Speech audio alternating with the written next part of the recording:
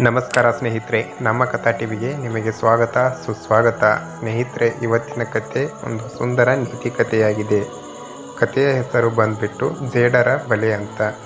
ಒಂದು ಅದ್ಭುತವಾದ ಸುಂದರ ನೀತಿ ಕಥೆಯಾಗಿದೆ. ಕೊನೆಯವರೆಗೂ ನೋಡಿ, ಕತೆ ತುಂಬ ಚೆನ್ನಾಗಿದೆ. ರಾಬರ್ಟ್ ಬ್ರೂಸ್ ರಾಜ್ಯವನ್ನು ಆಳುತ್ತಿದ್ದ. ಶತ್ರು ಪಕ್ಷದ ರಾಷ್ಟ್ರಗಳು ಬ್ರೂಸ್ ರಾಜ್ಯದ ಮೇಲೆ ದಂಗೆ ಎದ್ದು ಅವನನ್ನು ಸೋಲಿಸಿ ರಾಜ್ಯವನ್ನು ತಮ್ಮ ವಶಕ್ಕೆ ಒಳಪಡಿಸಿಕೊಂಡವು. ನಿಸ್ಸಹಾಯಕನಾಗಿ ತನ್ನವರಾಗಿ ಸಹಾಯಕ್ಕೆ ಯಾರೂ ಇರಲಿಲ್ಲ. ತುಂಬಾ ದುಃಖಪೂರಿತನಾಗಿದ್ದ. ಏನು ಮಾಡಲು ಅವನಿಗೆ ತೋಚಲಿಲ್ಲ. ಶತ್ರು ರಾಜನ ಕೈಗೆ ಸಿಗದೆ ಒಂದು ಅರಣ್ಯವನ್ನು ಪ್ರವೇಶಿಸುತ್ತಾನೆ. ಅಲ್ಲಿ ಅವನಿಗೆ ತಂಗಲು ಒಂದು ಗುಹೆ ಕಾಣಿಸಿತು. ಅಲ್ಲಿ ವಾಸವಾಗಿರಲು ಯೋಗ್ಯವೆನಿಸಿ ಅಲ್ಲಿಯೇ ಬಿಡಾರ ಹೂಡಿ ಮುಂದಿನ ತನ್ನ ಭವಿಷ್ಯದ ಬಗ್ಗೆ ಯೋಚಿಸತೊಡಗ್ತಾನೆ.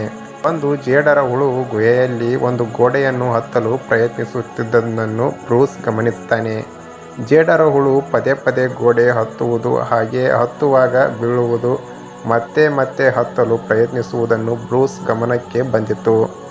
ಅಷ್ಟೇ ಅಲ್ಲ, ಆ ಹುಳು ಗೋಡೆಯ ಮೇಲೆ ಕಡೆಗೂ ಹತ್ತಿ ಮೇಲ್ಛಾವಣಿಯಲ್ಲಿ ತಾನು ಕಟ್ಟುತ್ತಿದ್ದ ಬಲೆಯನ್ನು ಪ್ರವೇಶಿಸಿತು.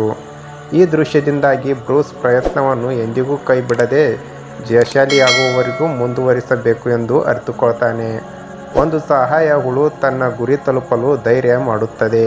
ನಾನೇಕೆ ಅಧೈರ್ಯನಾಗಲಿ ಎಂದು ತೀರ್ಮಾನಿಸಿ ಗುಹೆಯಿಂದ ಹೊರಬಂದ.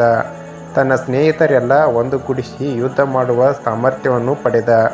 ಸೋತ ರಾಜ್ಯವನ್ನು ಮತ್ತೆ ಹಿಂದಕ್ಕೆ ಪಡೆದ. ತನ್ನ ಜಯಕ್ಕೆ ಪ್ರೇರಣೆಯಾದ ಆ ಒಂದು ಜೇಡರ ಹುಳುವಿಗೆ ಧನ್ಯವಾದಗಳನ್ನು ತಿಳಿಸಿದ. ಸ್ನೇಹಿತರೆ, ನಾವು ಯಾವುದೇ ಕೆಲಸವಾಗಲಿ ಸೋತೆವು ಎಂದು ಕೈ ಬಿಡಬಾರದು. ಮತ್ತೆ ಮತ್ತೆ ಪ್ರಯತ್ನ ಮಾಡುತ್ತಲೇ ಇರಬೇಕು ಎನ್ನುವುದೇ ಈ ಒಂದು ಕಥೆಯ ನೀತಿಯಾಗಿದೆ. ಕತೆ ಇಷ್ಟ ಆದರೆ ಒಂದು ಲೈಕ್ ಮಾಡಿ ಮತ್ತು ನಮ್ಮ ಕಥೆನ ಶೇರ್ ಮಾಡಿ. ಧನ್ಯವಾದ.